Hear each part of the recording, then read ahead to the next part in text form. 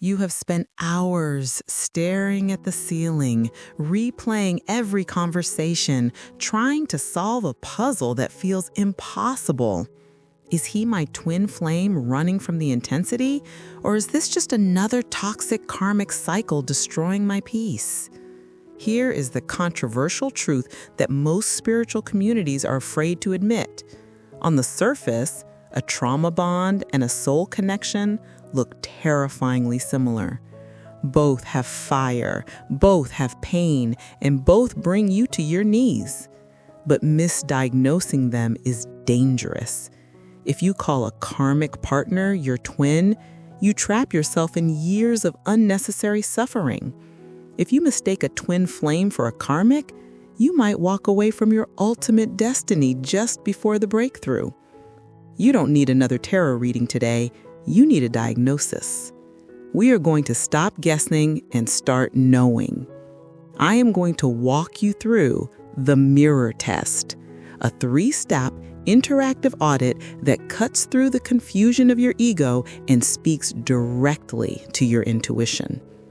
By the end of this video, you will have a definitive score and the clarity you have been praying for. If you are brave enough to face the answer, let's begin. I want us to look at a very specific moment in your day. You stare at your phone screen, the artificial light hurting your eyes in the dark, waiting for a notification that just doesn't come. There's a tightness in your chest, a heavy anchor that you try to label as love, but your body, your primal emotional guidance system, is screaming that something is terribly wrong. It feels less like a divine union and more like a chemical withdrawal, a cycle where the highs are ecstatic, but the lows leave you trembling. You are not crazy for feeling this. Your spirit is simply trying to decode a signal that your heart is too afraid to accept. We need to validate this confusion because it paralyzes even the strongest souls on this twin flame journey. We often mistake the crushing intensity of trauma bonding for the depth of a soul connection, thinking that if it hurts this much, it must be real. You might be reading books like Attached by Amir Leaving to understand these push-pull dynamics, or obsessively checking tarot readings to find a logical explanation for the chaos. But here's the truth. Real alignment, the kind that flows with the universe, does not require you to destroy your nervous system just to feel alive. It is normal to be lost here, standing at the crossroads between a painful lesson and a divine destiny. Today, we are going to stop guessing and start knowing, moving you from confusion to clarity. I'm not just going to give you abstract definitions that vanish when the emotion hits. We are going to perform a practical audit of your heart right now. Imagine we are sitting together, just friends, having coffee, looking at the map of your relationship history to separate the noise from the signal. But before we can accurately classify what you're feeling and determine if this is a karmic relationship or a true union, we need to establish the ground rules of this game. Otherwise, your ego might try to trick you into staying in the suffering. I want you to play a serious game with me right now, a game of truth that bypasses the logical defenses of your mind. Close your eyes for a moment and bring that specific person's face clearly into your mental theater. Visualize their smile, their energy, and the exact way they look at you during silence.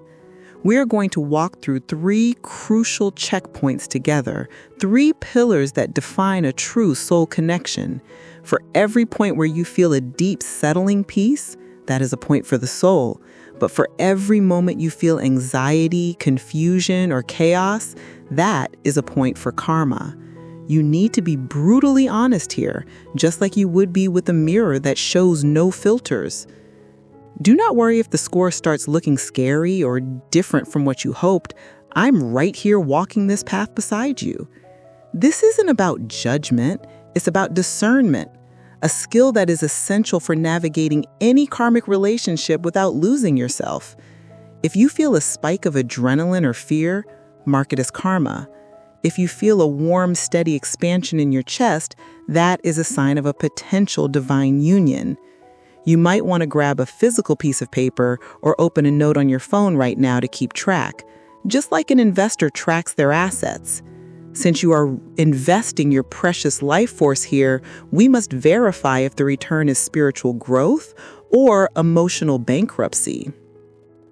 You might breeze through the first few points thinking you have this connection all figured out, but don't get comfortable just yet. I have to warn you specifically about the final twist. It's the subtle trap where 90% of people get confused and mislabel their connection. It's the trickiest part of this spiritual awakening because it mimics love so perfectly while secretly draining you dry. But before we get to that advanced level, we must start with the most immediate signal your body is giving you right now. We are looking at the very first round, which is all about your raw biological reaction. We are officially starting round 1, the body's reaction. Let's look closely at what happens physiologically when you interact with this person. In a karmic relationship, the dominant sensation is often mistaken for butterflies, but it is actually adrenaline, your body's ancient warning bell signaling fight or flight.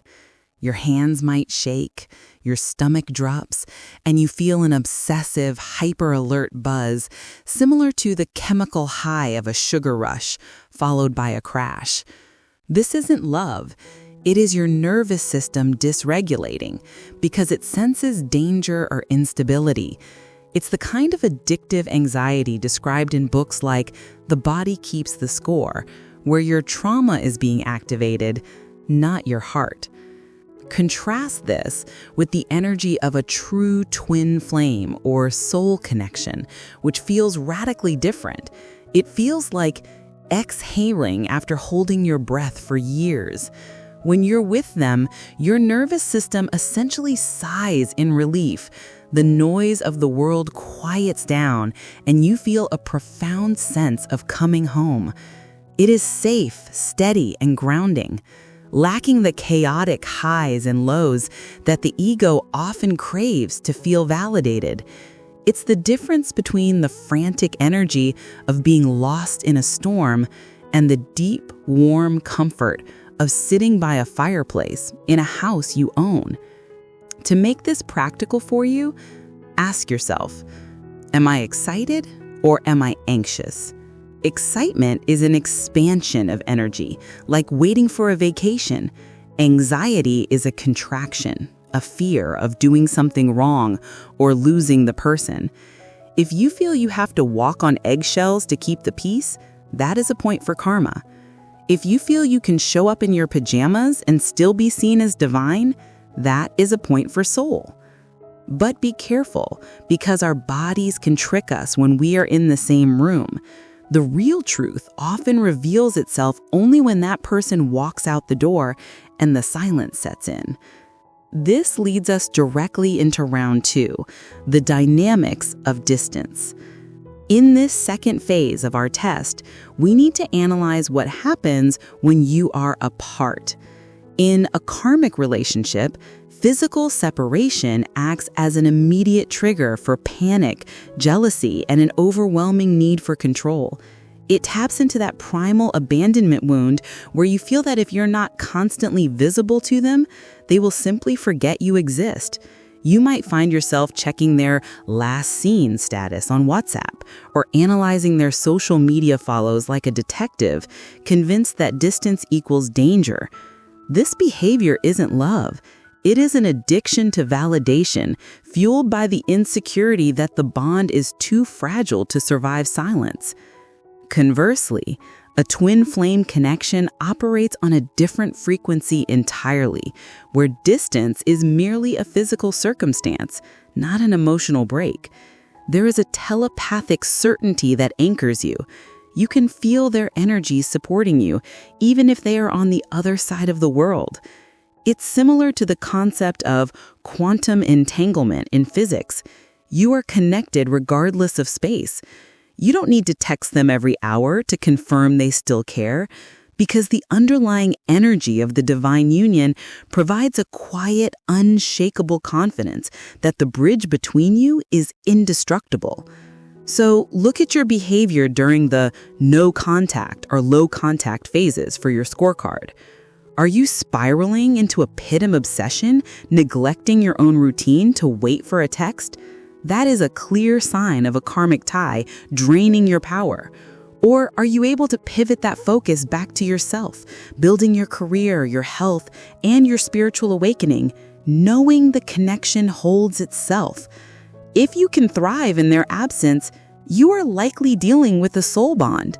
But even if you pass this test, the next round is where most people get heartbroken, because we have to look at what this mirror is actually doing to your identity. And this brings us to round 3, the mirror effect. This is the hardest round to score because both connections trigger you, but the outcome is completely opposite.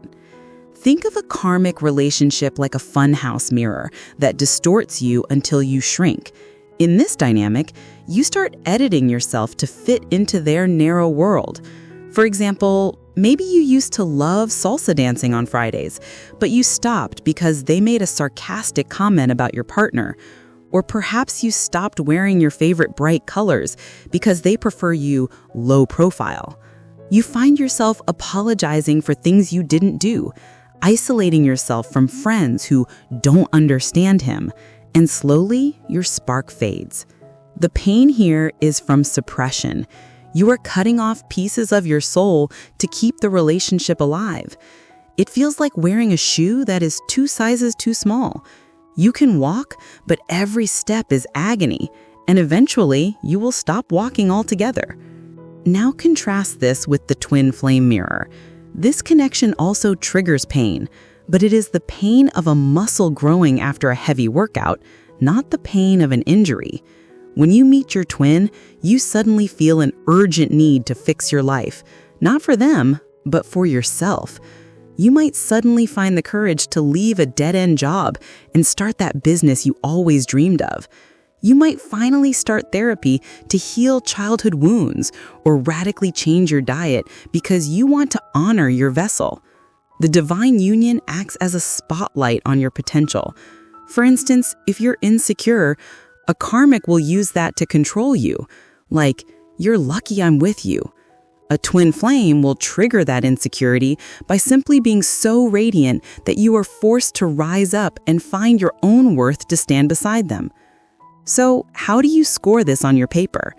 Ask yourself, am I losing my identity or am I finding it? If you look back at who you were a year ago and you see a ghost of your former self anxious and diminished, mark a point for karma. But if you look back and see someone who is challenged, maybe a bit overwhelmed by growth, but undoubtedly stronger, more independent, and more aligned with their spiritual awakening, mark a point for the soul. The karmic wants a hostage. The twin flame wants an equal. And just when you think you have your answer calculated, we have to talk about the plot twist, because sometimes the good guy plays the villain. Now, I need you to pause your scoring because we are entering the danger zone, and I need to be extremely clear so you don't trap yourself. A common trap is asking, Phoenix, can my twin flame be toxic? Here is the hard truth. A twin flame can be triggered, fearful, and emotionally immature, causing accidental pain by running away. However, abuse is never a twin flame trait. There is a massive difference between someone who goes silent because they are terrified of the love, runner, and someone who insults, controls, or gaslights you because they want power over you, narcissist or karmic. We must distinguish the intention behind the hurt. A karmic relationship drains you because the partner is consciously or unconsciously feeding off your energy. They belittle you to feel big. A twin flame might hurt you by their absence or confusion, but they never have the intent to destroy your self-esteem. If you feel unsafe, disrespected, or manipulated, that is not a test from the universe. That is a red flag to leave. Do not use the twin flame label as an excuse to tolerate behavior that you wouldn't accept from a stranger. Understanding this nuance is the master key to the whole test. The goal of this journey is spiritual awakening and unconditional love, not unconditional tolerance of bad behavior. You need to ask, is this person running from the fire of our connection, twin? Or are they actively throwing fire at me to burn me, abusive? Once you honestly answer this, protecting your heart becomes the priority, and the final score on your paper will reveal the path you need to take. Now, take a deep breath and look at the paper in front of you. The ink doesn't lie. If your scorecard is dominated by chaos, anxiety, and a feeling of shrinking to fit someone else's mold, you need to be brave enough to accept the diagnosis. This is likely a karmic relationship. It doesn't mean you failed. It means you have successfully identified the lesson. The universe sent this person to show you exactly what you don't deserve so that you can finally set boundaries. The most spiritual thing you can do right now is to thank them for the lesson, release the cord, and choose your own peace over their drama. On the other hand, if your answers pointed toward peace, expansion, and that undeniable sensation of coming home despite the difficulties, trust that feeling. You are likely navigating a twin flame connection or a high-level soul connection. Even if you are currently in separation, the fact that this bond pushes you to evolve and seek your spiritual awakening is the proof you need. Your emotional guidance system is functioning perfectly.